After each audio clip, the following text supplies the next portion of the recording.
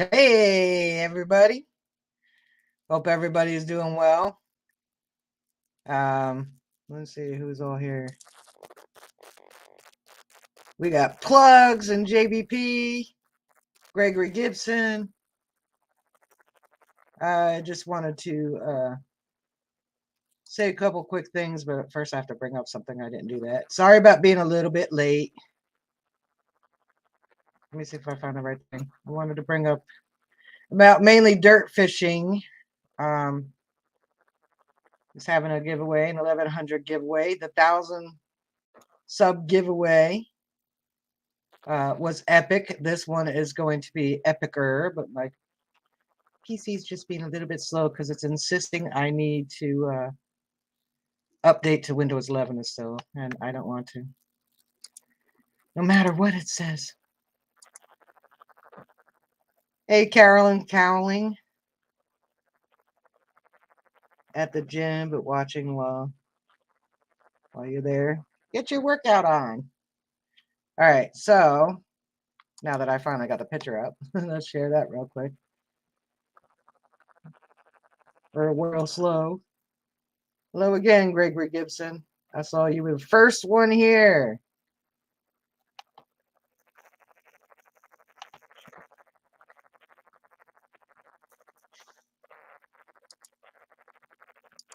There we go. So it's coming up just really slow. There we go. So mainly dirt fishing is having a giveaway. The last one was epic.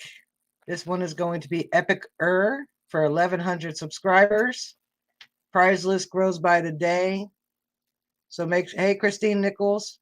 So make sure you go to, he's on Facebook, mainly dirt fishing. And he is on YouTube. I'm sure most of you are already subscribed to him. And not much else to talk. I didn't really see too much new information. The GoFundMe is still going on for Matthew Tomaney to help lay him rest. Hey, Justice Swinging. Mark Thomas is not here. Susan Toker, hello. All right, so I'm sure you saw the thumbnail. I'm gonna play a little intro. I'm gonna. Sorry about that. It wasn't supposed to play yet. So let's share a little intro. I think you like if you haven't already seen this.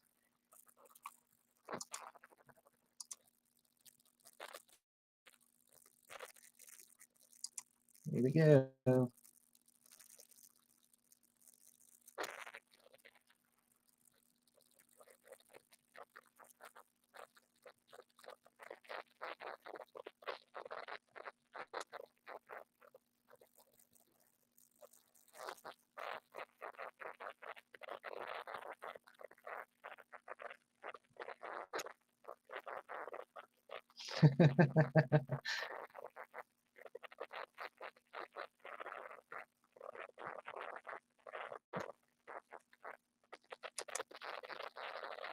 All right, so let's stop sharing that screen. So let's bring up the man of the hour. Let me close this out real quick, and then we'll bring him up. Nathan Babb. No. Stop that. So here he is, Nathan Babb. Hey, Mud Swat. How you doing tonight, Nathan? I'm doing great. How's everybody doing? Thank you, Mark Thomas, for sharing the link to the GoFundMe for Matt Tomaney. I don't think I missed anybody. Susan Toker. So before we get to the good thing with the once in a lifetime find, or for some people twice finds. Hey, Robert, you just missed I did a shout out for you, buddy. Mainly dirt fishing.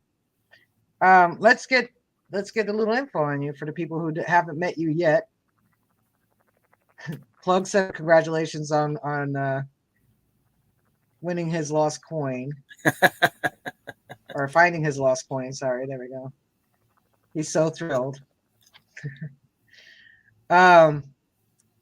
So tell us a little bit about yourself, Nathan. Like, where are you from, and when did you start detecting? So I'm from Boyertown, Pennsylvania. Those of you that come out to the Coming Out Swinging event, you've seen me there. Yeah.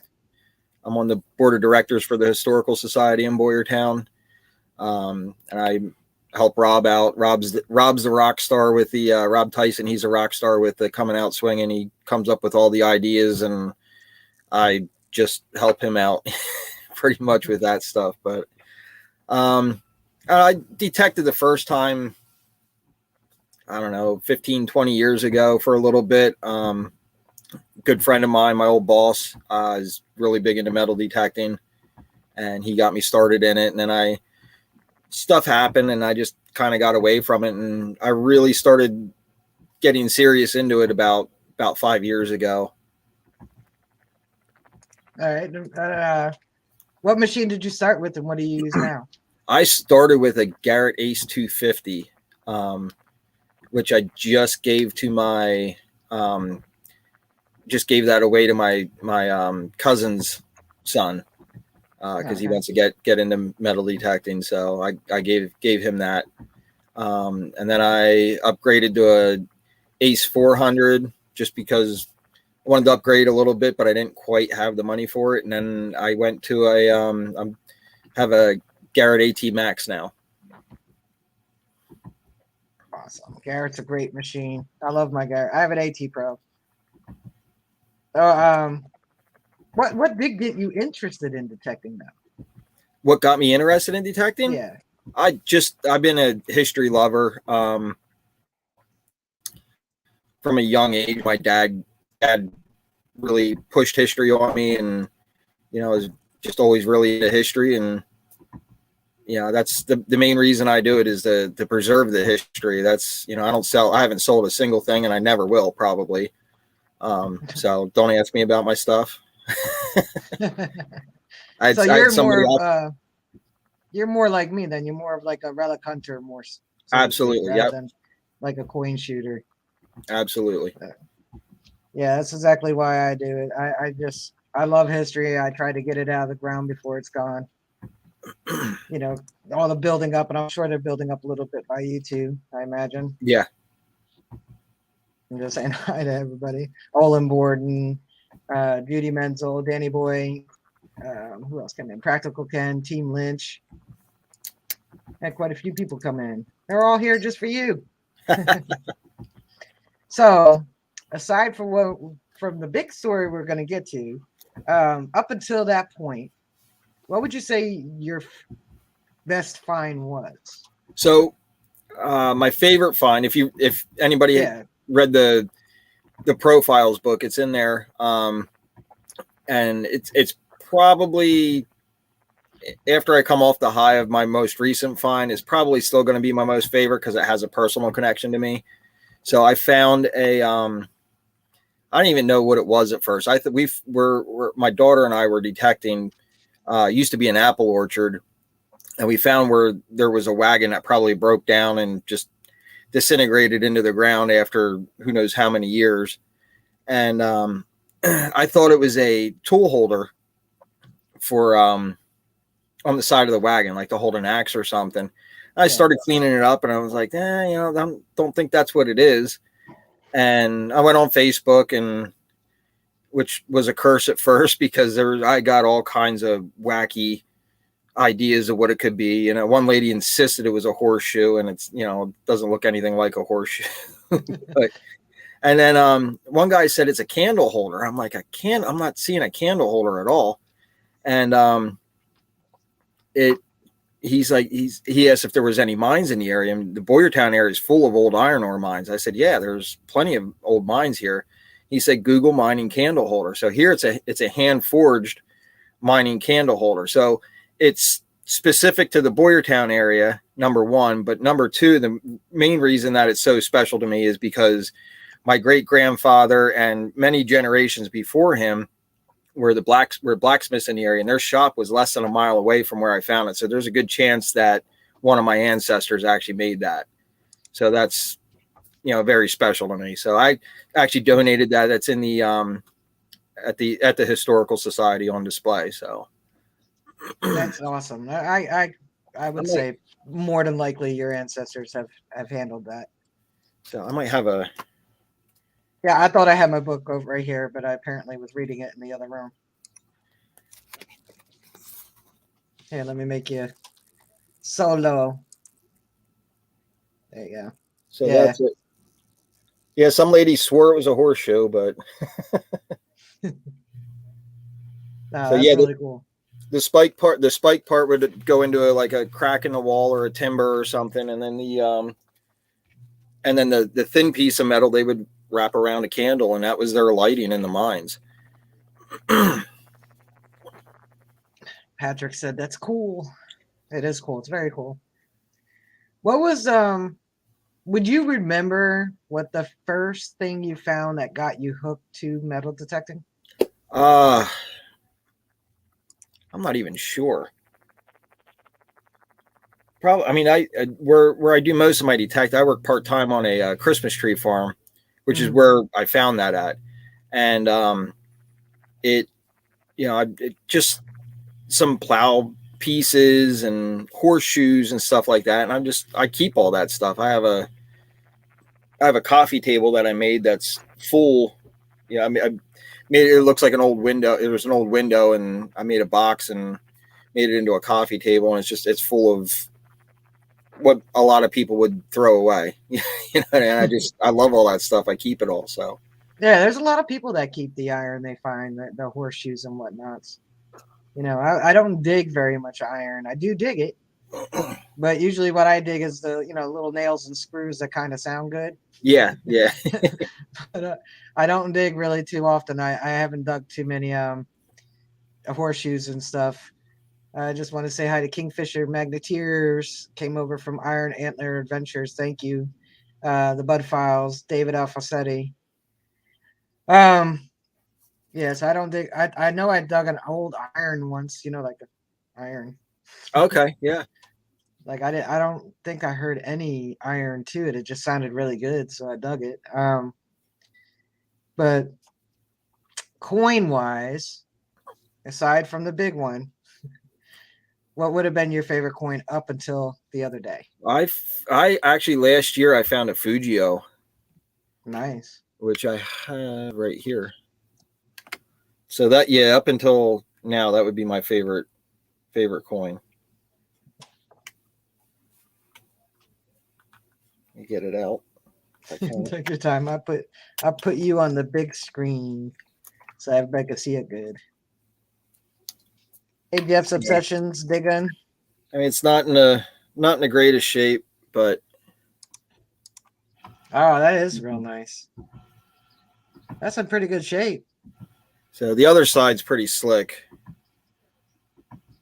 Yeah, they don't often come out of the ground real nice. No. But that's in better condition than I've seen some come out. Yeah, that definitely came out really nice. I was happy with it, and it's a food. I didn't even know what it was at first, and I looked. I was like, "Oh wow!" It's one of those deals. So yeah, that's really cool. Yeah, I'm on my goal is still to get a Jersey Copper because I haven't gotten one yet. I haven't found any state coppers at all. I've not found a single. But I'm in Jersey. I should have found at least a Jersey copper. Yeah, you should have found something by now. Yeah, I found I think a couple KG2s, but never a Jersey copper. I'm waiting. I know I'll find one day. Yeah, I have a few. I have a few KG3s. But yeah, I know I found a couple of those and maybe one KG2. But I would much prefer a Jersey Copper. But so I can't even ask you what's on your bucket list because like you hit the white whale for everybody. That's like the apex. It's I mean if I had I guess say I guess a George Washington inaugural would be, that's been top of my bucket. And the coin I found over the weekend, that never even entered my mind. I never even, I told, actually, I was talking to Charles Schaefer last week, and I said, I want to find gold this year. That's my goal, is to find gold this year. And I was thinking a ring, or a necklace or something, and I found something else. Yeah, no, that's really is something else. Hello, Michael. Yeah, that's pretty far out. I don't. It's like hard to ask you questions without like getting to the big thing, because I don't want to. I want to save that, let it build a little bit. But you also detect with your family too, don't you? You have my daughter goes metal detecting with me. She's she just graduated from high school, and she's going to be going to school for archaeology. So she loves she likes doing the research on the stuff and figuring out what we have, and but she found a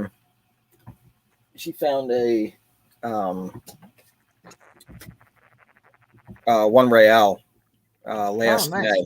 So, and I didn't ask her permission, but I put her in American Digger magazine in the recently dug section, and then I surprised her with this. She was a little upset with me because I didn't ask her permission. Yeah, but she's always gonna have that. That's pretty cool. I don't know. I have it.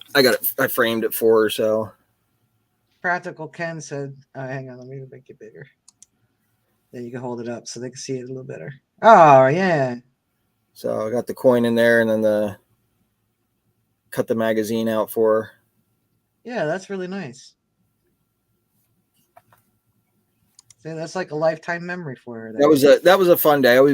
My mom recently started metal detecting, and it was her, other than just going in her yard a little bit, it was her first time going somewhere else. And I was trying to help her out, and Riley was there, and she had the signal, and she said, she couldn't find it, but she had the signal. She just couldn't find the coin. And I went over it with my metal detector, and it hurt my ears. I said, it's in there. Keep going. And it was probably about 30 seconds later, I heard her yell, and I couldn't hear what she said. I had my headphones on. I turned around, and she's holding the coin like this. She's like, coin. Yeah. You had her come out swinging with you. Yeah. She's always at it to come out swinging. She usually helps out with the raffle stuff. So you guys, she's a good kid. Well, opinions vary with that, but no, I'm just kidding. Well, she is a good kid. Yeah, she is a good kid. None of us are perfect. Hey, Shane, over Ohio River History Ski Searcher, a digologist. That was last week's guest. Yeah, no, I had a good time talking to her. I didn't talk to her too much at Come Out Swinging, but the little bit I did, she's a bright kid. You got a good kid there. Thank you. She's gonna go far. Thank you. Yeah, she's definitely smart. She's smarter than I am, which isn't saying a whole lot, but she. Well, they're supposed to be. Yeah. Their education should be better than the education we received. Because there's so much more we learn. And is discovered throughout our lifetime. So they should come out of school smarter than us. Yeah, absolutely. So when you do an epic dig, an all-day dig, such as like going to Come Out Swinging, you were there all day. Outside of your equipment, your detector, your shovel, your hand digger, your science bag, your detector, and your gloves, what else do you bring with you? What are your essentials that you're going to bring with you? I usually have bug spray with me, because my wife would be very upset if I brought any ticks into the house. And I always make sure I have water with me, and some rags, but I don't carry a whole lot out with me. I just the essentials usually, but I usually do try to make sure if I'm going to be further away from where I parked or whatever, I usually try and drag a bottle of water with me at least. Oh yeah, especially this time of year too. Yeah. Hey Mike, great finds. What's a pig digging? Where was I gonna say next? So, um, what type of place do you most like to detect? Like I like the woods, and then the I, fields. Then, well, fields and yards. People's yards are about equal to me. Beach is very last. I've never been beach detecting. I'm hoping to go sometime, but I haven't. I mean, honestly, I haven't seen the Atlantic Ocean in probably 20 years. So, um, but yeah, I mean, I would like to try beach detecting sometime, but I prefer the farm fields. Yeah. Yeah, like I said, I like the woods. Um, it's just for me, it's a little more like less people looking at you, you know. Yeah. But fields are good too. Especially depending on where they get their manure from. Like where in my area, they got the manure from New York City when they would clean the streets. Okay. So that's why you see anybody in the probably 3 or 4 counties around where I'm at finding all kinds of strange and epic types of coins.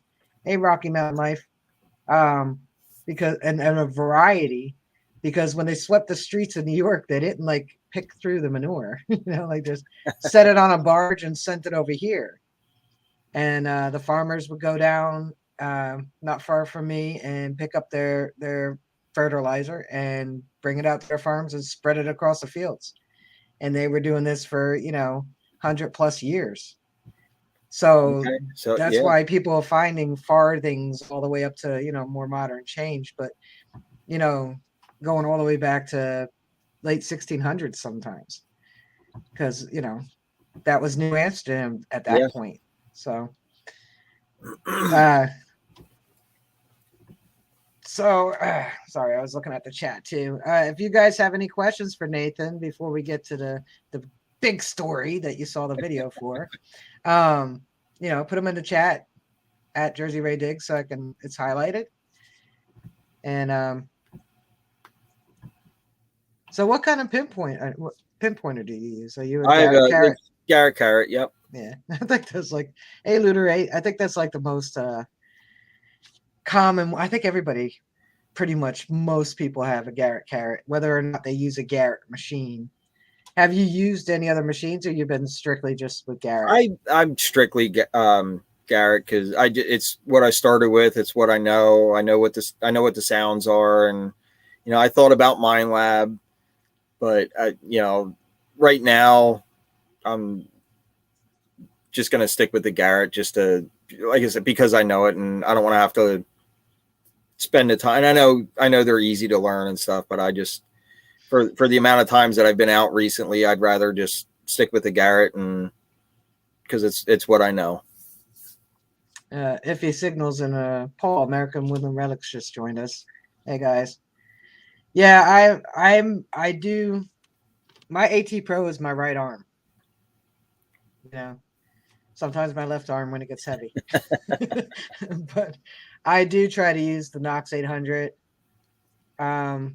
as frequently as I could. It's a good machine. I'm still learning it, and I'm not learning it nearly as quickly as I learned the AT Pro. All the little nuances that we know, like when you go over a shotgun shell and it does that little tiny bounce in the tone, Yep. you know that it's a shotgun shell 99 times out of 100. The gologist had a question. He said, what is your most sought after relic? So I guess it would have to be a George Washington inaugural. I mean, if I want to go like totally epic, I guess you could say I'd love to find something that would, something that involved Vikings or something crazy like that. They're like, whoa, I mean, we all know that the Vikings were in North America and stuff, but nobody knows how far they traveled from there. And I just think it'd be cool to find something and say, hey, they were this far or something. They traded with natives that it traded down this far or whatever. But I think that would be like the most epic thing that I could think of for myself. So That would be like epic for anybody. That would be like history changing. Yeah. Yeah, because then they find evidence up in Nova Scotia. Yeah. Up in that area. Yeah. And Newfoundland and stuff. Yep. Yep. Yeah. I don't know. I saw some program where it may have been a little bit west, a little more west. They found some evidence, possible evidence on American soil, though. Okay. And then, like more in the central part of our country, up by the lakes, I think. So they may have, I don't know, we won't know till stuff is found, but I imagine it's going to be a detectorist that finds the proof. I sure hope so. I hope it's you. Even if it's not me, I hope it's a detectorist that finds it. Yeah, it'd be cool because that would be definitely history changing from what we know of history. So when you go out all day, here's a good question. I ask these kinds of questions because it give people ideas of what they might want to take with them. Like you said, water. That's always a good thing. Do you take a first aid kit with you? A small one? I do have I was an EMT for many years, so I always carry some form of first aid with me just about everywhere I go. So yeah, it's a good thing to have. I do have some stuff with me. I mean, the amount of times we've dug stuff, looking for a coin or a relic, and there's a piece of jagged glass that, and just miss slicing your finger with, glove or not. So it's always good to have. Yeah, I have a small little one too. What kind of snacks do you take with you? Do you take snacks? Usually just some granola bars. Yeah, just something. Something simple. Replenish your energy. Yeah, because if you're out all day on a marathon dig.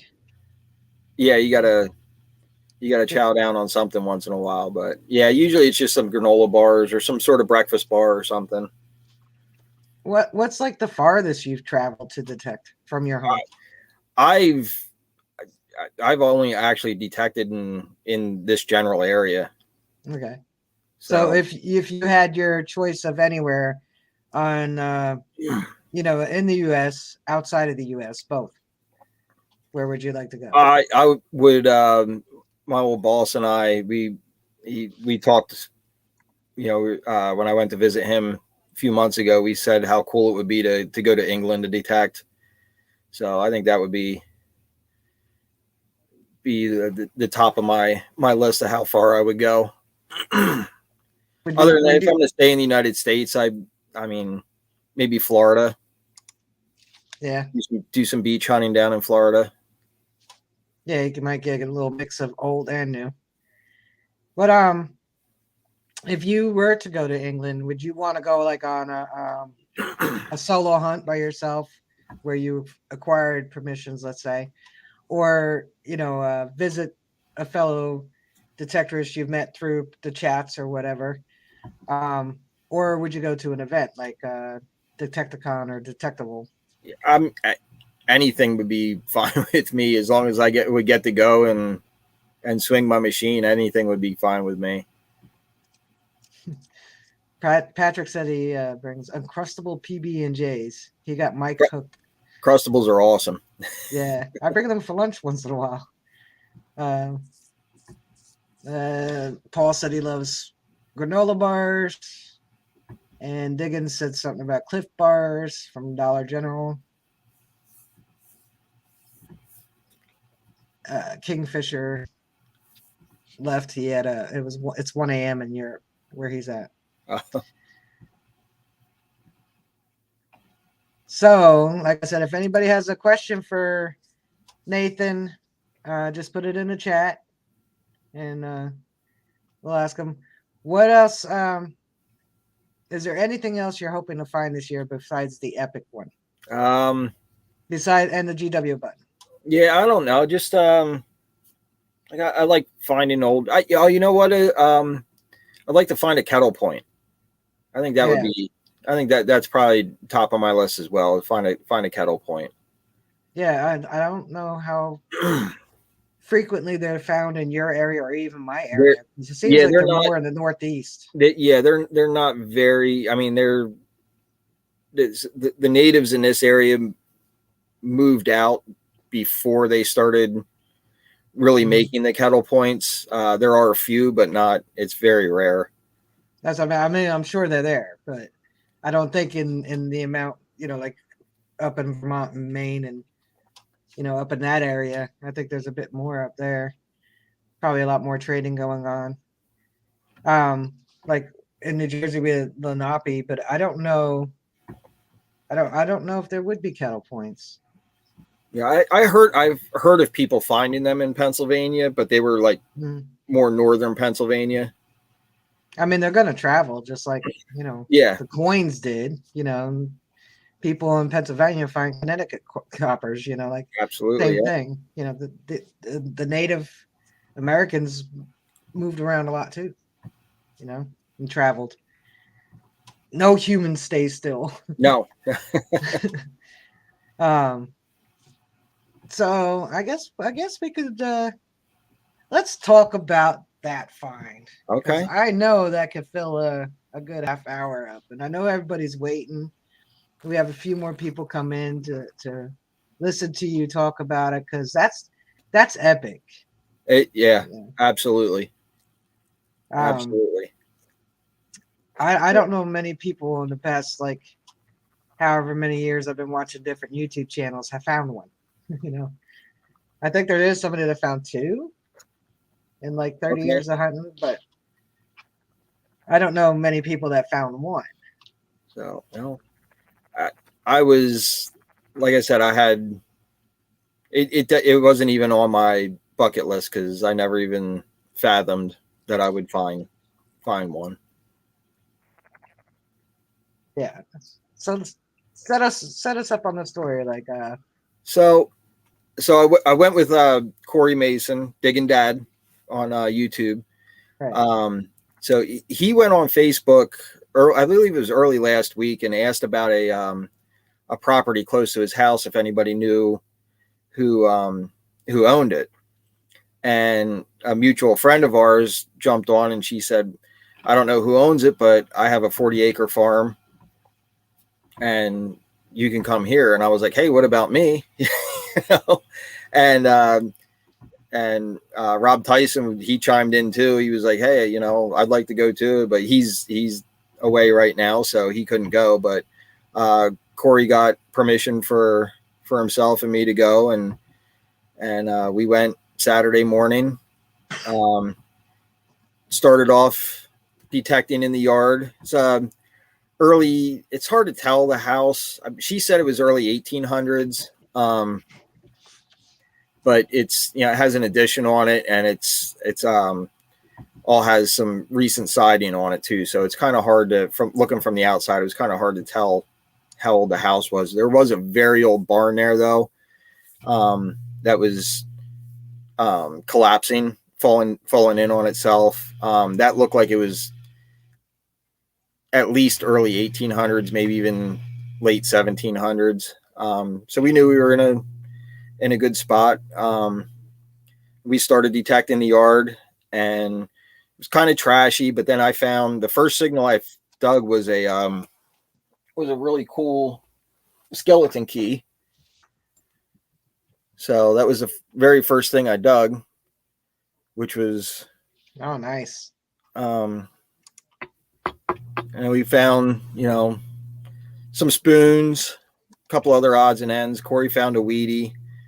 Then we got out of the yard and went up towards the woods a little bit, and I kind of hooked around and went into the field, and then started detecting near the newer barn, and found a button and a musket ball there, along with all the typical trash. And Corey had gone around the other side of the barn, and when I got this signal, it was I dug the plug, but there was roots under it, so I couldn't flip it with my shovel. So I went down with my hands and I started to pull it up, and I saw the edge of the coin there, and I yelled for Corey, and he didn't answer, and I literally ran around the other side of the barn and yelled for him to come over, and he came up, and he's like, "You okay?" Because my heart was pounding, and he's like, "Are you okay?" And I'm like, "Yeah." He's like, "What did you find?" And I was like, "Let's go look." And And then we went and pulled it out. Should I give the big reveal? Yeah, go ahead. Nice. I hope you all can see that. I can't tell if I have it oriented the right way.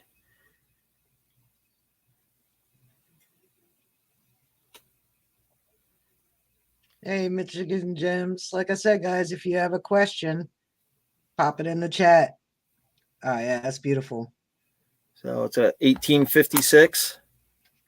Mike's was an 1853, Mike? He said, that's crazy. I dug a skeleton key right before I dug my gold coin. What are the odds?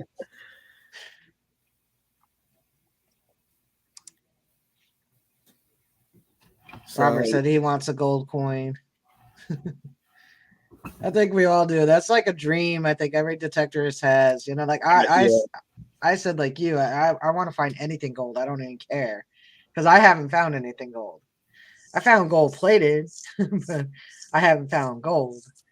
No gold rings, no, you know, because I do go to the beach, but I don't really go that often. And, you know, and during the pandemic, I don't think a lot of people went. So the drops aren't as plentiful. mm-hmm. And people really don't take change anymore anyway. So it's hard to find change. Yeah, this was Michigan Gems is going out with Tripwire. You know, Tripwire from Straight Up Metal Detecting. Okay. Yeah, on Monday. Patrick said gold rings in the streams. I don't know if anybody swims in Jersey streams because they smell. They don't really smell good. So, I think I already took it down. I was gonna say I could play your little dance for the people that just came in, but I took it down already.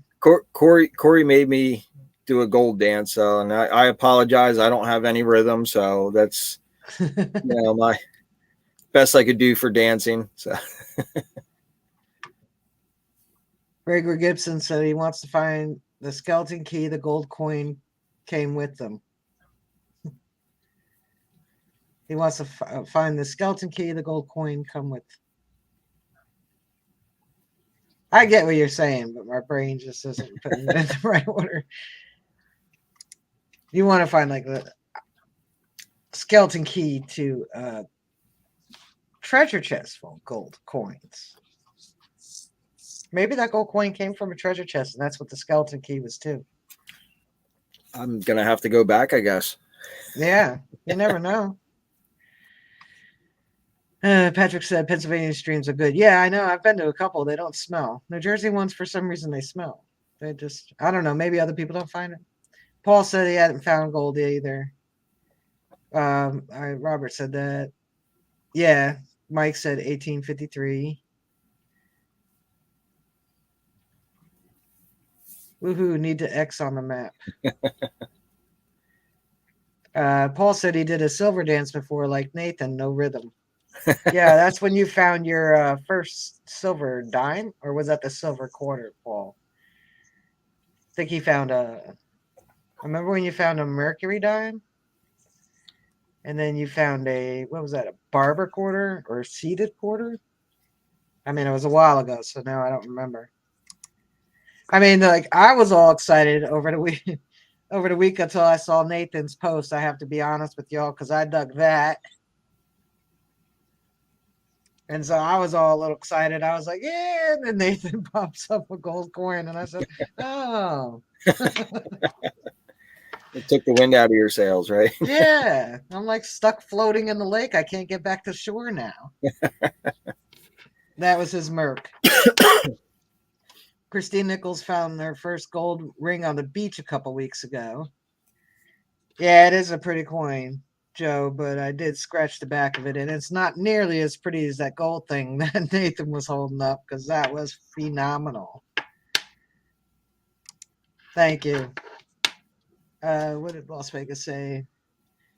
His hunting buddy James from Nevada Metal Detecting, he and I went hunting the last 2 nights. We found very little clad. It was hard to find, and finding jewelry is next to impossible.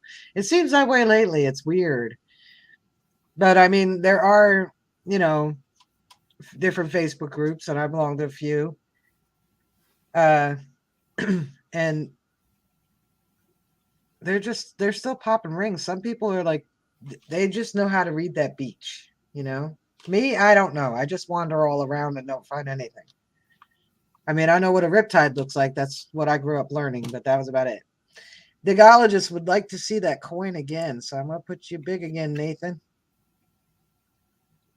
Let me see if I can get it.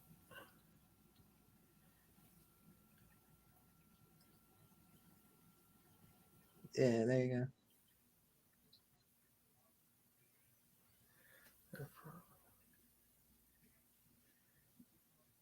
I mean, you can see how easy they were to lose. That is pretty. It's got a little dent in it, but it's I don't care. Yeah, Team Lynch was with me. Like we were talking backstage. I was telling you, Team Lynch came with me to the Sea of Pennies. It's a closed Catholic school. Hey Angie, hey Family Adventures. And so there's 50 years of lunch money in that ground.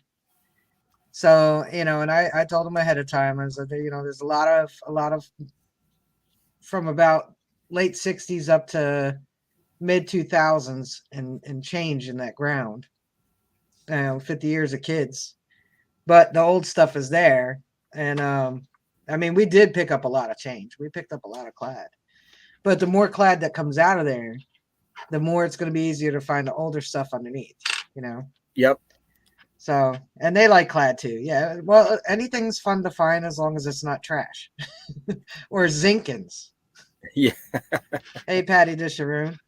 Zinkins are horrible. Christine Nichols said so small and easy to lose. Yeah, that's why they find them. The only silver in order, Paul said, it was his Rosie, his fire department pendant, 1927 Merc, and the 1859 seated quarter. Yeah, I remember the seated quarter. That was pretty awesome. You went and detected with little dirt diggers, and you found that seated quarter. I haven't found a seated quarter. I've done the trifecta on barbers now. I have lots of barber dimes, a barber quarter, and now a barber half. Nice. Yeah. So, like I said, if you have any questions for Nathan, put them in the chat. Is there anything else you want to volunteer about yourself? I'm open to questions. I normally don't talk about myself a whole lot, so yeah, it's kind of hard to do, but stinking Lincoln, yeah. Michigan Gems X, what is a seated? So a seated is Lady Liberty is like seated on this throne, and they were on the dimes and quarters and half dollars. I thought, was there a seated dollar? I don't remember. I'm not sure. So the back of a seated dime, I don't have one here with me. So the back of the seated dime says one dime, like a Mercury. I mean, like a barber. It says one dime. But when you flip it to the obverse, it'll have Liberty seated, sitting down. Is there a rare pull tab that is worth a lot of money? Colonial pull tabs. I find them all the time. The colonial era pull tabs. Have you found any gold nuggets? Have you ever gone gold panning? No. Nope. There's gold in your creeks, isn't there? There is some. There's a vein of and gold tends to, if I remember correctly, gold tends to be with iron a lot, and there's a lot of iron in our area. I don't know if the Boyertown area specifically had any gold at all. I know not far from here there's a vein of gold, but it's like you find like a rock and there's flakes of gold in the rock, so it's not, you're not finding the nuggets. Yeah, probably not, but you get enough of those flakes and eventually you can cash them in for $1. Yeah, you get, I mean, the panning sets are cheap enough. I mean, I'd go down and spend an afternoon just, digging deep and, looking for the black sand. And then, I had a blast. Hey, Nick Molnar. I had a blast panning with Flash at Gold Rush Days a couple years ago. That was fun. I think my favorite part was the panning. Okay. You know, I did all the stuff, the dredging, the high banker, but playing in the pan, that was my best. That was my favorite. It's a lot of fun. But so you were born and raised in the Boyertown area, right? Absolutely. Yep. Here my whole life. And do you like going to events Like, outside of come out swinging, but like come out swinging? I actually haven't been to any. Our first come out swinging event that we had was the first big event I've been to, and I've only ever been to come out swinging. And unfortunately, I'm usually busy taking care of stuff for Rob, helping him out with whatever, that I don't get a whole lot of opportunities to metal detect at the event. So, like the last one we had in the spring, between both days, I think I maybe got an hour and a half to 2 hours of metal detecting in. So, but it's okay, because I'm a people person, and I love meeting everybody, and that's where I met you, and and making new friends and seeing old friends, and it's just that's what it's about for me the most is the friendships and stuff. Chris Altman is just a rock star in the community, in the metal detecting community, and I got to know him really well, and he's he's just awesome. Him and Kim, Charles Schaefer, that all those guys they're all great. So I really liked Robert Thiessen. He was really cool. I liked him a lot. I like my little buddy Gabe. Gabe's awesome. Yeah, that's my little pal. Too. Just keep telling him. I keep asking about him. A couple more people came in. Jimmy Cloak, he said hi to you. Rock City Comics came from Iron Antlers. Oh yeah, because I know I subbed you, Rock City. Okay, so this channel, I'm not sure if it's the Set Tube 27, because that's what Shane said on Ohio River History, or if it's these Tube 27, which is what I see, but he's here. And Ken said that I hit 500 subs. So let's see if YouTube takes away any. If YouTube does not, then we'll do the 500 sub giveaway. Not tonight, but I'll get everything together. So for me, congratulations on that. Thanks. I really just want to be able to do community posts, because not everybody does Facebook. So people who follow the YouTube channel, not all of them do Facebook. So if I have an announcement like I'm not gonna have a live stream tonight or something, they won't see it if they're not on Facebook. So thank you guys. I really appreciate everybody that helped me get there. So for me, the events, it's all about socializing. Hey, Tara Smith, it's not. She said Nate Dogg. That's my cousin. Yeah, that's her son's the one that I gave the Ace 250 to. So that's a great machine. We got to go find a lot of good stuff with it. I don't think I detected very much at come out swinging either. I was out a few times in the field, but like little short bursts, because I kept coming back to the common area there. Mm-hmm. I went out with Charles Schaefer and another one or two fellows for about an hour and a half in the morning the first day. Then we came back. Then I think I went back out for a little while again, but not very long, with Drew Waholic. And then the second day, I went to the field that the owner said nobody went in because the gate was shut. And I was in there for maybe half hour. Then I went back in the big field again for like another half hour. So I probably did about 6 hours of detecting the whole time. Okay. Because mostly I was back at the barn, just hanging, talking to people, for an introvert, that was a lot of extroverting. But no, it was good. It was good. It was probably one of the better hunts I've been to. Especially because like the entire event is a fundraiser, and I like that. So I'll be coming out to the future ones, and Awesome.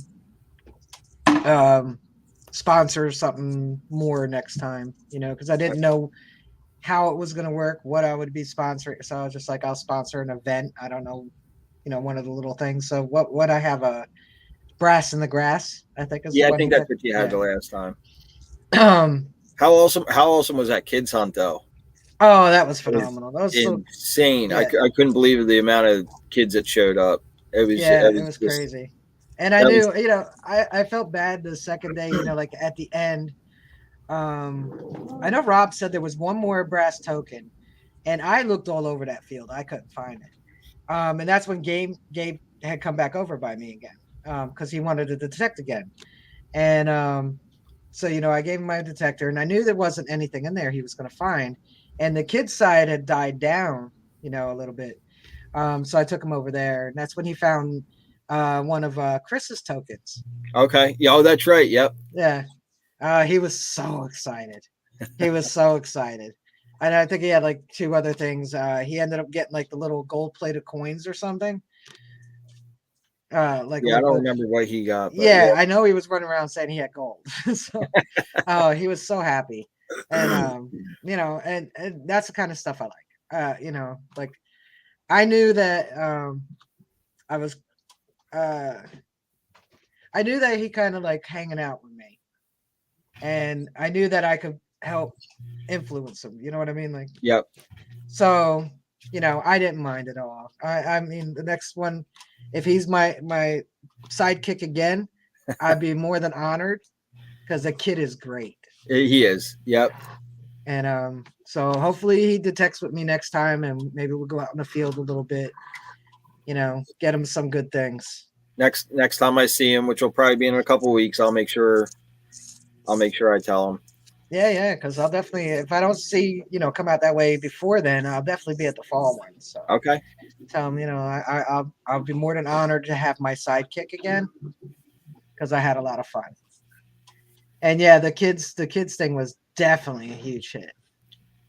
Huge Yeah, hit. that was a blast. That was, I mean, and like the first time. So the fall event last year was the first time we did the kids hunt, and there was, I think we had like, I don't remember. I'm gonna say we had like 25 or 30 kids show up. So we were expecting like maybe 50 over the course of the 2 days, and we just got hammered with kids. I mean, they were lined up. We didn't have enough people to help, and it was, it was insane, but it was awesome though. It was just, seeing all the kids there and seeing them, how excited they got when they find stuff, and it was, yeah, it was definitely cool. That was definitely a highlight.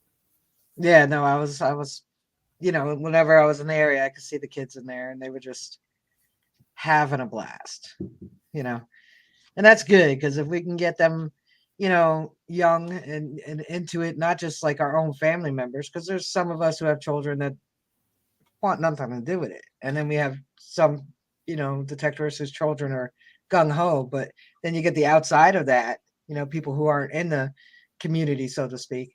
Um, if you can get those kids, the hobby will live on. It's Oh, like absolutely. I kind of look at it the same way with classic car shows. I I If did you a bring the kids little, they'll get into the classic oh cars, yes, and this will carry on. yep. I went to a friend of mine teaches early American history at middle school, and he had me come in and show my metal detectors and some of the stuff that I found. And I asked the kids, if any of them have metal detector, and I was surprised at how many of them raised their hands. It was, I was really surprised. I mean, one kid's like telling me he had a Knox 800 that he uses, and another kid had a AT Pro, and I was like, these are eighth graders, and they're they're swinging good machines, and I was like, wow, it was. I was really surprised at how many kids said that they metal detect. Yeah, it's amazing. Like one of my customers, their kid just got a Fisher F-22 Okay. because they were sitting on the porch and they were covered in dirt, like head to toe, and they live right across from this soccer field. right on the bay. And I was like, oh, were you guys playing out in the soccer field? Because it had rained recently. And they were like, no, we were metal detecting. I was like, wait, what? What? You were doing what? He was like, metal detecting. I was like, I do that too, you know. They were like, yeah, but all we found was a can. So I was like, hey, Joel Drummond Detect. He said hi to you. I said, yeah, but you gotta, you're gonna find cans, unfortunately. But what you got to do is go to YouTube and in the search bar put Fisher F22 how to, and that's it. And I said, and then watch videos to learn how to use your machine. And then once you watch the videos and you learn all the little things you can do with your machine, go out in the field and do that. I said, but first in your own yard, put a quarter, dime, nickel, penny, a nail, Yep. And learn your signals. Yep. And put a can about a foot deep and learn what that sounds like. And then go out and go find the treasures. Paul has a question. He said, how many detectors do you have? Right now I have three. I have three at my house right now. So.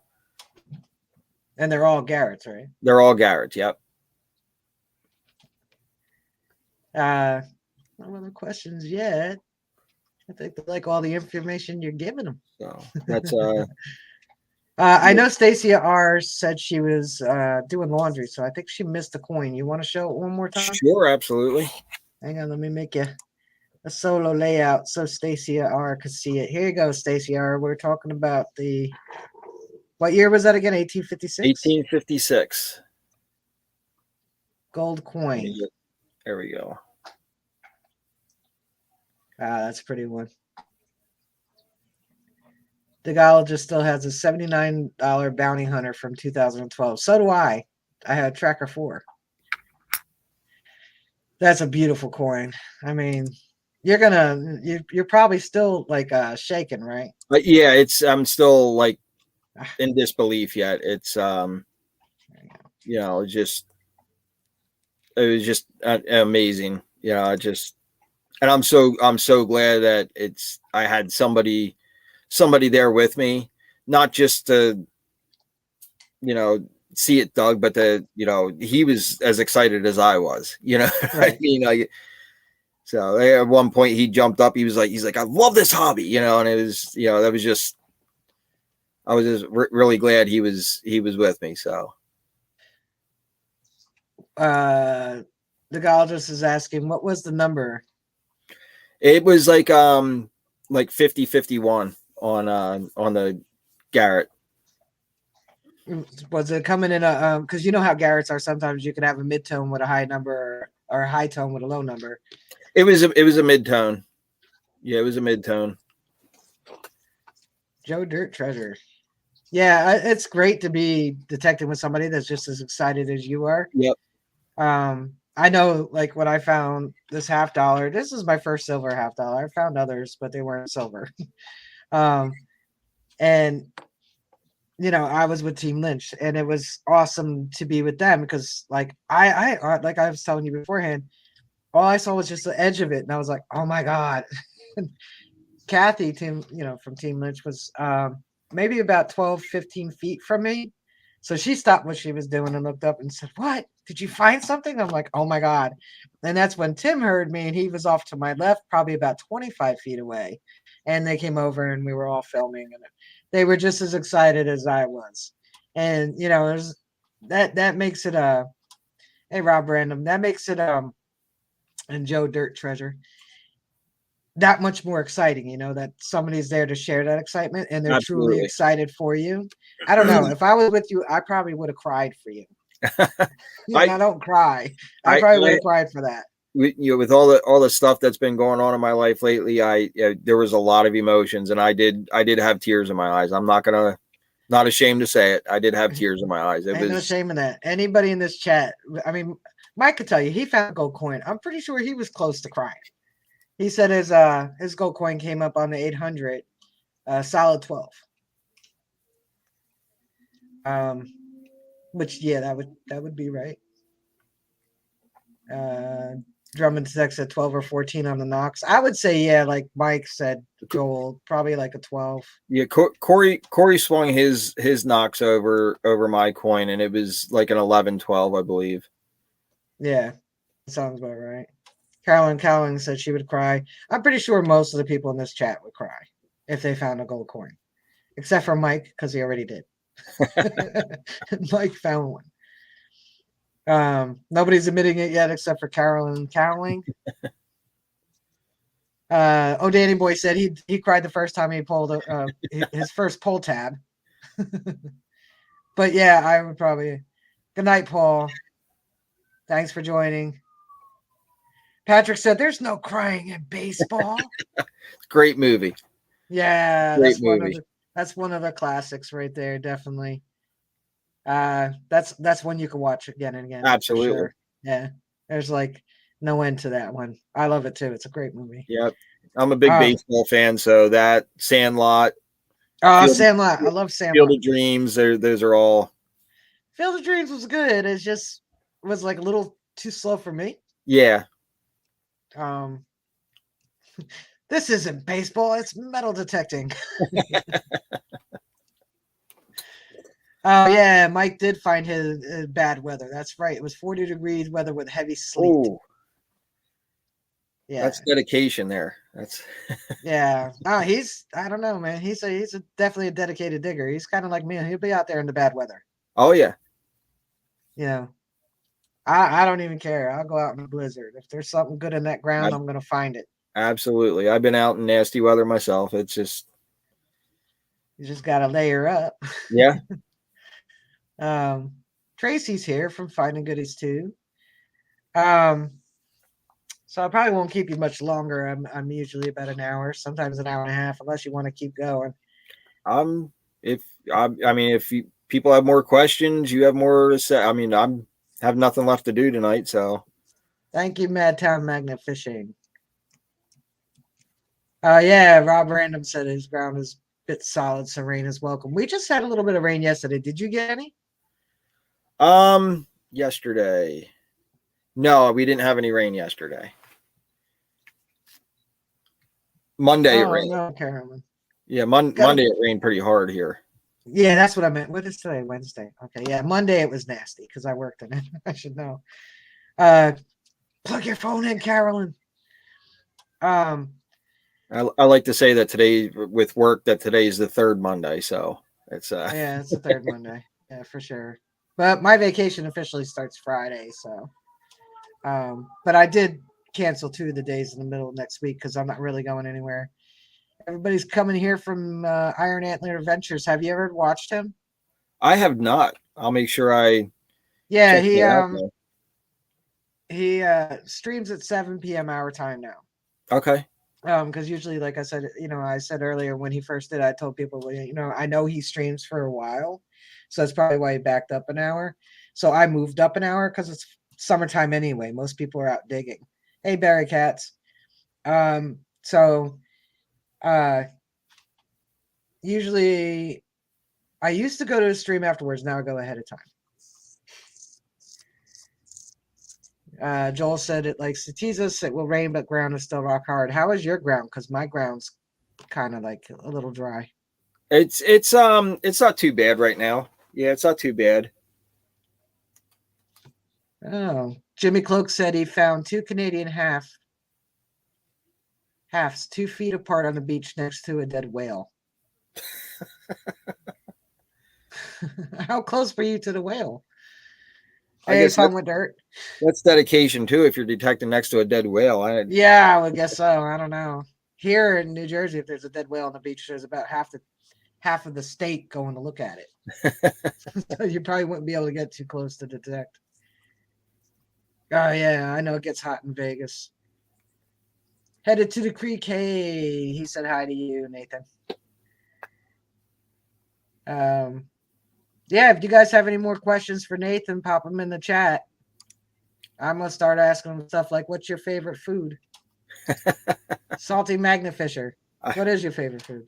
My favorite food. I don't know. I have a pretty wide palate when it comes to food. I mean, I can't go wrong with a good steak. That's probably what I like the best, but I'll eat just about anything except for olives and anchovies. So, but Wait, so I'll eat black anything. olives or green olives? Any olives first, like as long as I could remember, just looking at them disgusted me. you know, I worked on an ambulance for 25 years, so I've seen plenty of stuff that would turn most people's stomachs, and it doesn't bother me. Looking at olives grosses me out. It's weird. If I get my wife cranked up, she'll put a jar of olives in the middle of the refrigerator right on the top shelf. So I'll open it up and they'll be sitting there staring at me. And I finally, I think it was last year, I finally worked up the nerve to try an olive, and it was gross. I didn't like it. So, well, yeah, green olives could be eaten two different ways, though. You have the Spanish olives with the pimento, or you could have it like a Greek olive, which is in Greek seasoning, basically like an oil, and it has the pit in it still.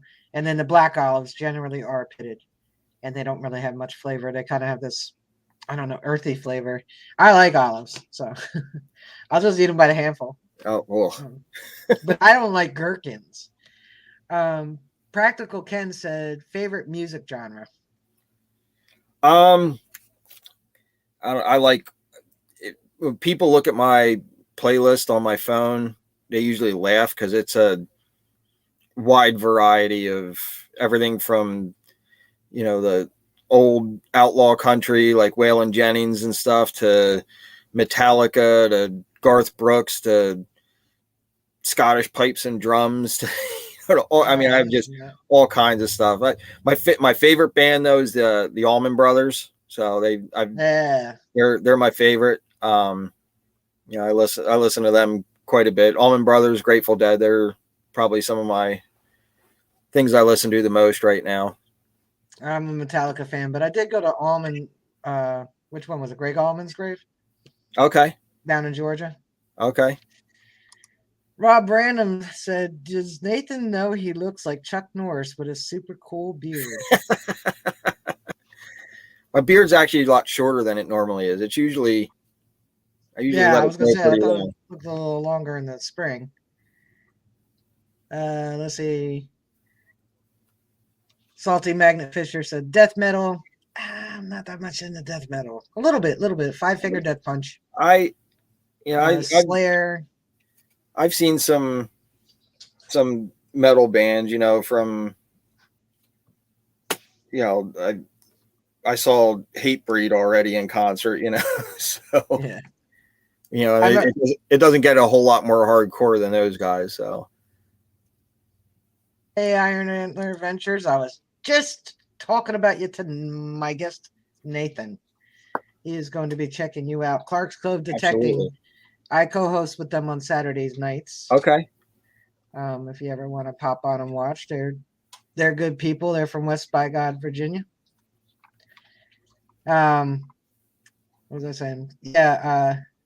Was I talking about music still? Yeah, we were talking about music yet. Yeah, I'm a Metallica fan. But I bought Five Finger Death Punch because I heard his cover of Bad Company. Okay. And I was like, oh man, that is so awesome. So I go and I get the album and or the CD. Hey, Mark the Berg.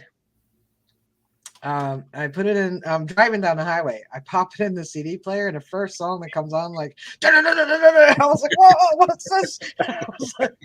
And I was telling the story to somebody, and they're like, "Well, yeah, Five Finger Death Punch. What did you expect?" I said, "I expected the first song to be Bad Company." Yeah, Metallica, Tom Kingery. Yeah, I was not expecting that. Like the very first song. And then Disturbed did Sound of Silence. That was oh my God. Good. His voice is perfect for it. Absolutely. Perfect. Absolutely. I mean, out of all the covers I ever heard of that song, that's the best one. That is the absolute hands down better, almost better than the original. Yep. I mean, it was phenomenal. Thank you, Beard. If it weren't for you, I wouldn't have hit it tonight. I was waiting for you to pop in to thank you. Great finds, Metallica fan. A lot of people say that the self-titled album, or what is commonly referred to as the Black Album, was like the end of the Metallica. That they went soft because they cut the hair. I used to joke they went soft when they cut their hair, but anyway.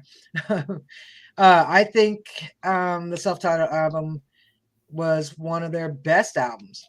And a lot of the reasons why some people didn't feel that way was because the album contained a lot of metal ballads. And what I don't know if a lot of people know what metal ballads or hard rock ballads, those started, actually Motley Crue did the first one. They were to entice the girlfriends to go to the concerts with the boyfriends. So the ballads were literally written for the female listeners. They were metal love songs. Yep.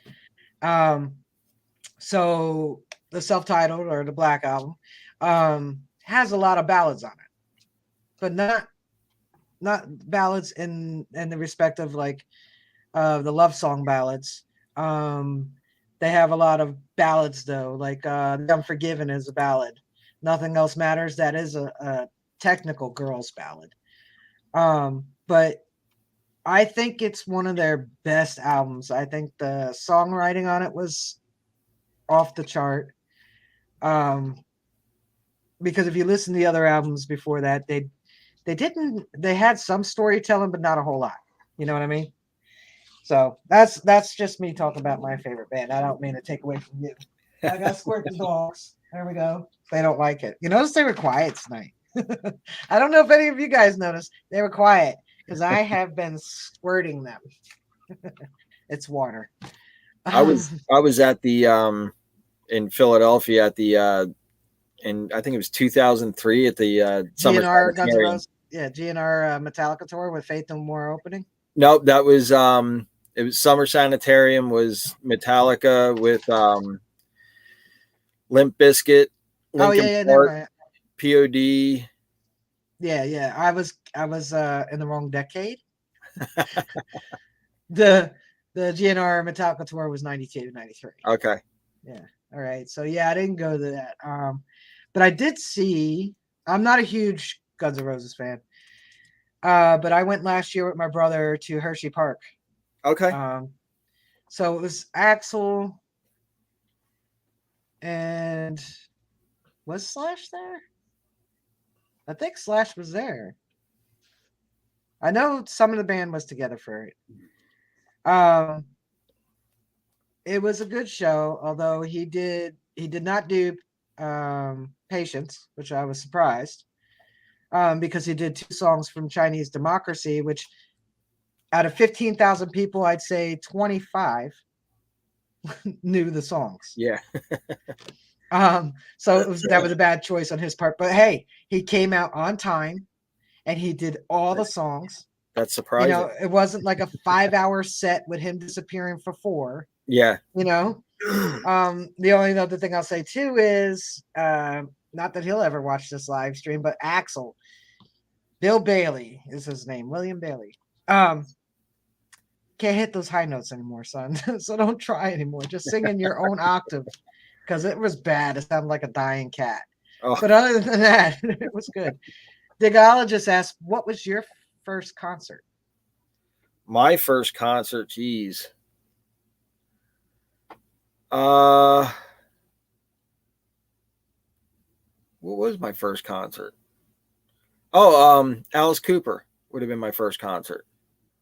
I saw him at the Electric Factory, I think it was, in Philadelphia. Oh, nice. Look at that. What else is there? B. Higgles popped in. Let's see. Drum and the Tech said Rush, of course. My most live seen band. Rush is good. I like Rush. The Rob Random and Team Lynch are talking about lactase enzymes.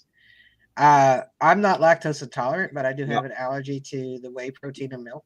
I'm very lactose intolerant, and unfortunately. Tim Man, I didn't even see you come in. Saw AC/DC on their final tour. Nice. Let's see. I'm looking at what everybody said here. Ride the Lightning, his first Metallica purchase. That was Joel. Mine was Cliff 'Em All. And I actually wanted the original title, which was not Cliff 'Em All. And then I bought Ride the Lightning. Let's see. Favorite Metallica song for Mike is Nothing Else Matters. My favorite Metallica song is One. Yeah, that's my favorite one too.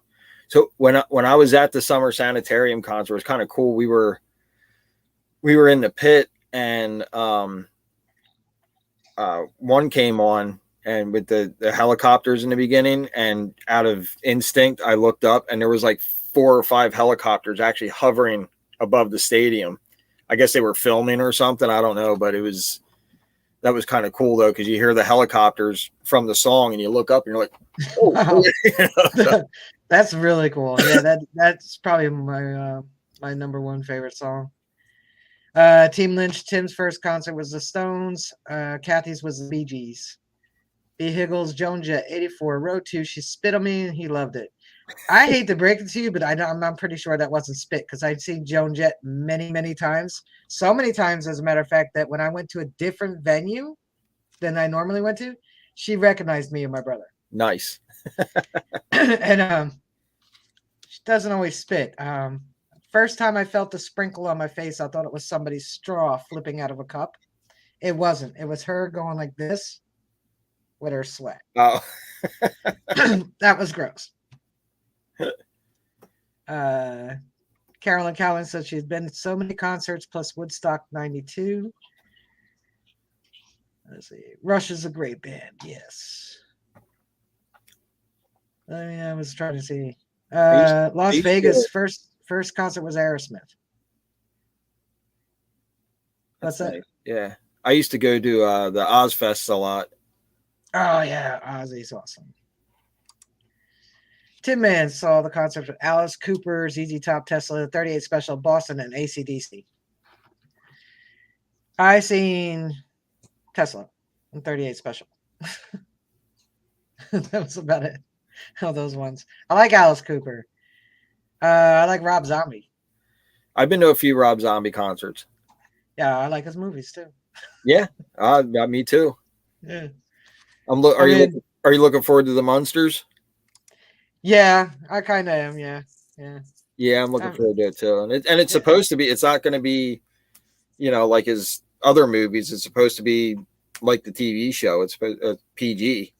I think. Yeah, he did something else like that. I don't remember offhand what it was, but it wasn't like House of a Thousand Corpses or anything. Yeah. Which I think was probably his best one, in that genre. I liked House of a Thousand Corpses. Mark the Berg. Ozfest, yeah. Ozzy, I never mention him when people ask me, when I get asked, like, what music do I like? What do I listen to?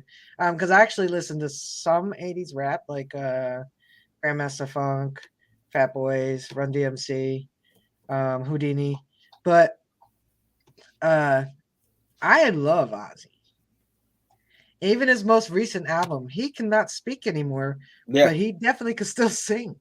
I was this was early 2000s when I was going to Ozfest, and that's when the Osbourne show was on, and you see him shuffling around his living room. It seems like he can barely walk and he can't talk, and he gets up on stage and he's running around and jumping up and down and sitting. I was like, where did this come from? So I know, it's crazy. It's like he can't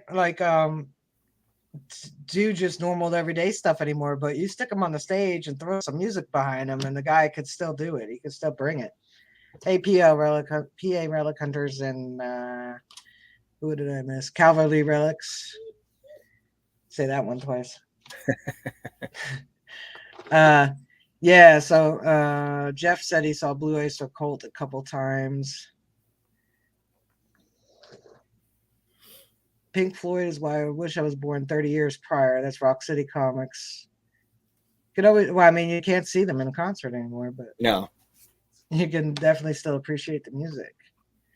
And I noticed, because I deliver a lot of packages, I noticed a big increase on vinyl, which I gotta say it's definitely a lot better than CDs. I mean, CDs are clean, but there's nothing like vinyl. Yeah, my daughters both have record players and going by. My daughter actually, my youngest daughter Kaylee, you haven't met her, but she's a big Beatles fan. Actually, she's 17, loves the Beatles, and she has one of the numbered White albums.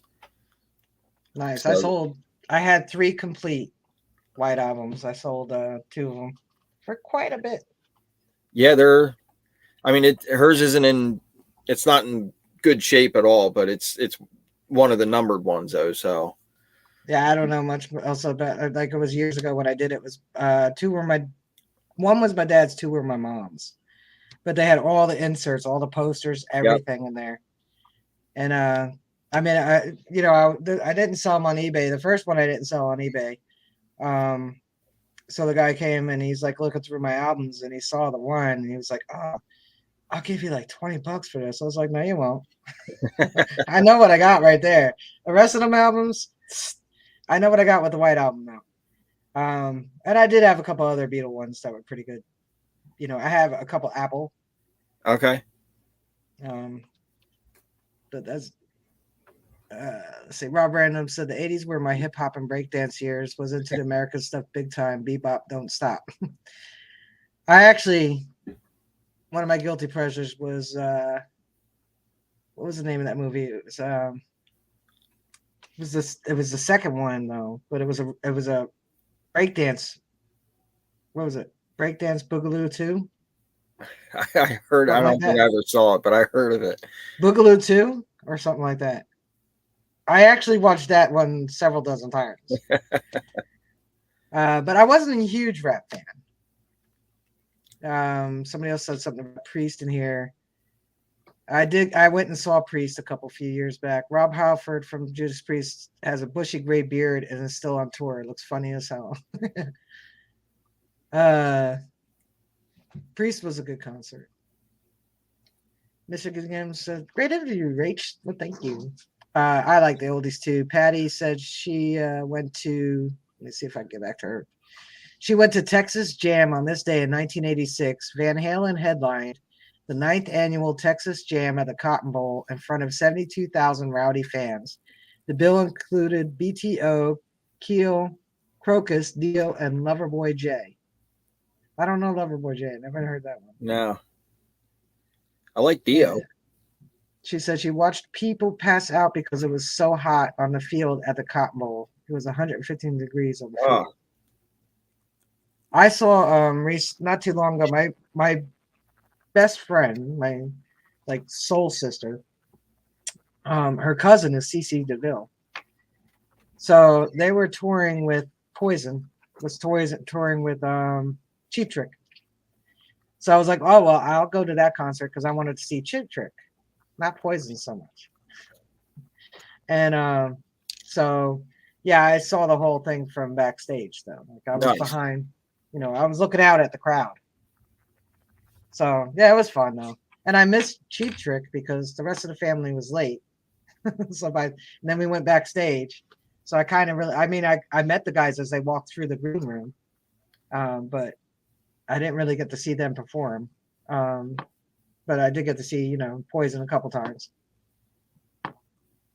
Bachman Turner Overdrive, yeah. Good night, Joe, Michigan Gems. I guess she's leaving. Joel says Zep Door, Santana, Iron Butterfly. Breakdance to Electric Boogaloo. Thank you, Rob Random. I never saw the first breakdance though, but I did see Breakdance to Electric Boogaloo. Let's see. Somebody else said something in here. Turbo had some moves. Yeah, it was a fun movie. It was good movie, good music. Is Dazed and Confused. That's a good one. Yeah. Rob said we had breakdance comps in the queue to watch breakdance at the cinema. I wasn't very good at breakdancing because a female body has a different center of gravity than a male's. So there's certain things that we can't do that the guys could do. You know, I mean, I could do some things, but Well, those of you that saw the video of me doing my gold dance know that, you know, break dancing probably wouldn't have worked for me too well. So I'll play it one more time. I just have to bring it up. It'll take a second. Yeah, I could dance very well sitting on my butt in a chair. You know, I keep good rhythm, but get me on the dance floor, forget it. Joel said Brett went to my school and my sister's classes, was her science lab partner. Oh, it's a small world. My sister, I don't know if you guys know who Jay and Silent Bob are. You know, yep. Well, they're from my area. Okay. Yeah. So my sister had classes with Jay, and my brother-in-law used to skateboard with Silent Bob. But Kevin Smith. Didn't they just have another movie? I think they're coming out one or something. Yeah, I don't know. Only reason why I watched his very first movie was because I lived in West Virginia when it came out, I believe at the time. And I wanted to see something from my area because, you know, it's nice to see stuff from your area. And his movie wasn't the only one. There was My Sister Veronica and My Brother's Keeper. My Sister Veronica, I forget who was in that, but My Brother's Keeper was Jeff Goldblum. And they were all filmed in this area. So I watched all those movies because I could be like, oh, I know where that is. I know, you know, this is down the street from where I used to live, or, you know, stuff like that. So that's the only reason why I knew who he was, because of his first movie, Clerks, was all filmed in my area. So a little bit. All right. So I'm going to bring your video up again. It's just my computer's a little slower than me. Come on, computer. Can't see the chat when I'm doing that. Anybody else have any all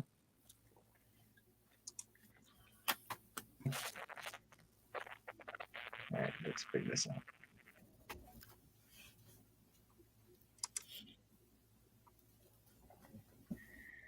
Look at my name. I know who Jay and Silent Bob are for sure. I figured you did. Rock City. Yeah, they're from my area, so yeah, I'm gonna bring the video up because I know some of you guys came in later and you didn't get to see it. It's like a little intro for Nathan. It's actually pretty cool. I think you guys will like it. I like it. I like the blues too, Carolyn. I'm pretty eclectic. Like I said, I like the Andrews Sisters. So that's going back to the 40s. Yeah, I like bluesy stuff. It's just, I mean, that's pretty much what like I said, the Allman Brothers are my favorite band, and they're right up their alley. I like a little Skinner too, though. Oh yeah. All right, so we're gonna show this little for the people who haven't seen it already. We're gonna watch this little clip again one more time because I love it. I think it's great. He did a really tell Corey he did great on it. I love it. I will. The editing is really good. Tim said he has an old record that's still sealed. It's the Honey Drippers. You might want to look that up on eBay and check out what it's sold for. There you go.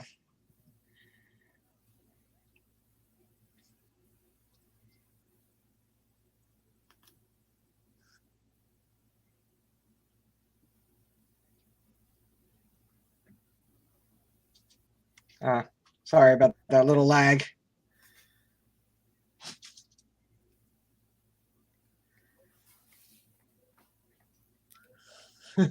Old dance.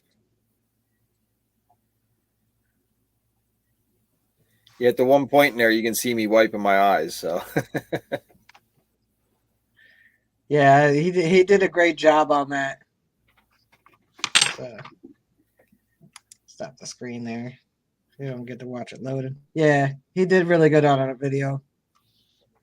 What are you doing?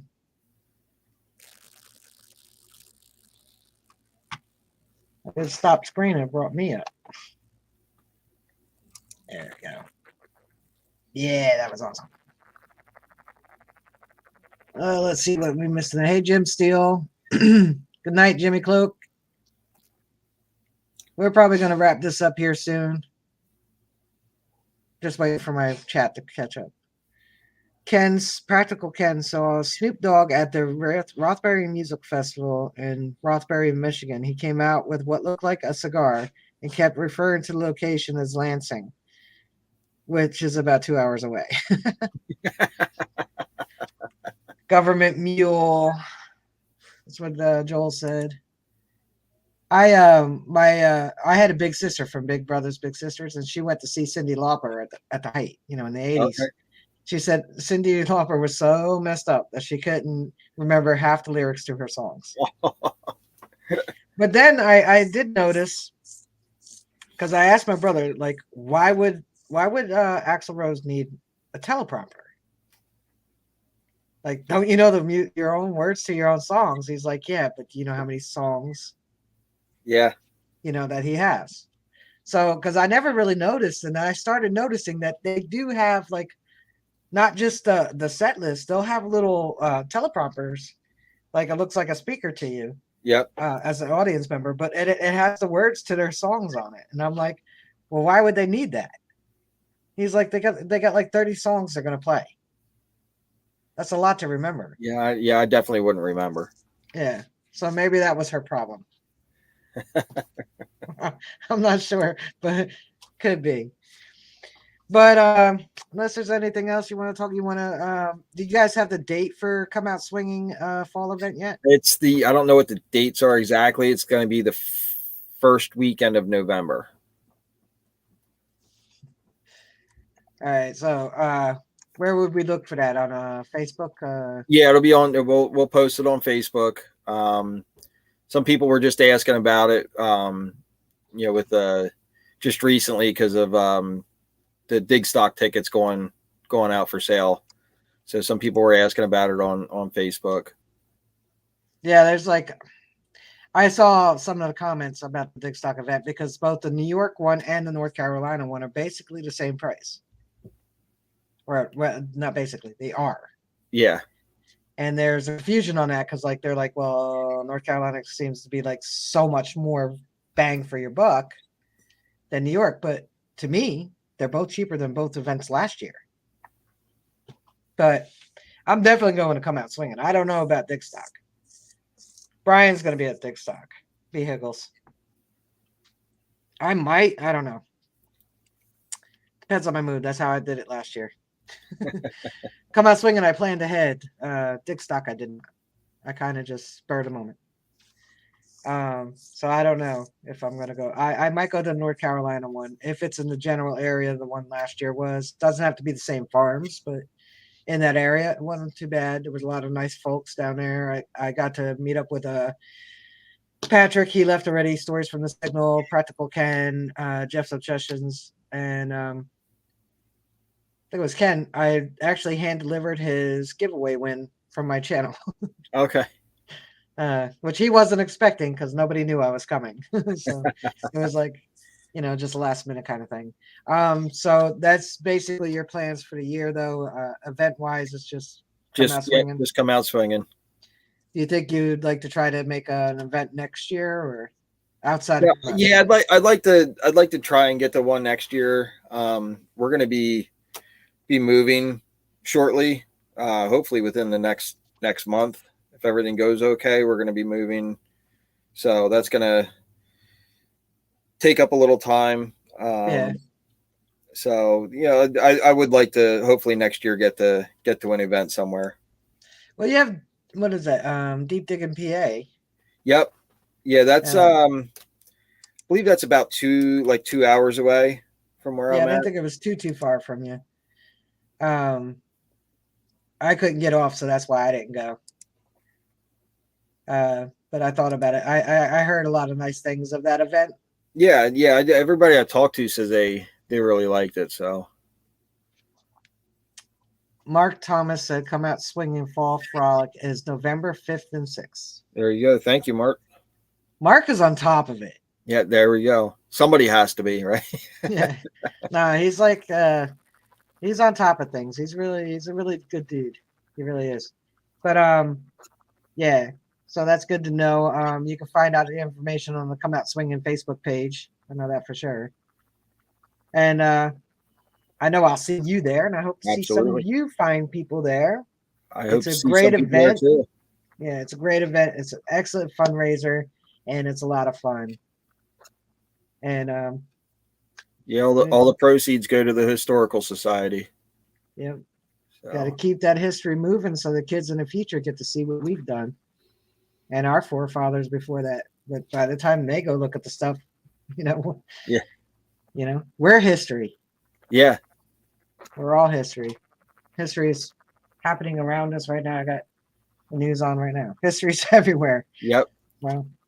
Well, thank you, Nathan. Absolutely. Thanks for having me. Yeah, I was looking forward to it. I've been wanting to ask you for a while, and then when you found that gold coin, I was like, I gotta have you come on and talk about that. Congrats again on that. That's like the most epic find. It's in America, on American soil. Yep. That's probably. I mean, I think a GW button for everybody is up there, but the gold coin is definitely above that. And that's hopefully it's not a once in a lifetime for you. I hope not, but even if it is, yeah, no, I'm happy that I got it, and I'm happy that I got to share my experience with people. And like I said, that's the best part for me, is the camaraderie of the hobby. Exactly. Yeah, definitely. Vehicle said thank you, Nathan, and thank you for congratulating me on 500. Let's hope it sticks so I can start doing the community posts, which is what my goal was. And Joel said he's waiting for gold. But thank you all for joining me tonight. And when we end the stream, just hang around for 1 second, Nathan, and Yep. I'll say bye to you off camera. So thank you guys for joining me again. See, YouTube already took 2 because I was at 500, John, when I started the stream, or right after I started. So YouTube already took 2 of them, but that's all right. It's all good. Things work out when they're supposed to. So, you guys rock, Joel, every one of you.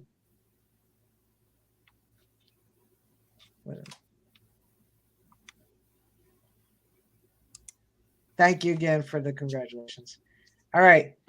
So if it sticks, I will make an announcement on Facebook and on if it sticks on a community post, letting you guys know how the giveaway is going to work.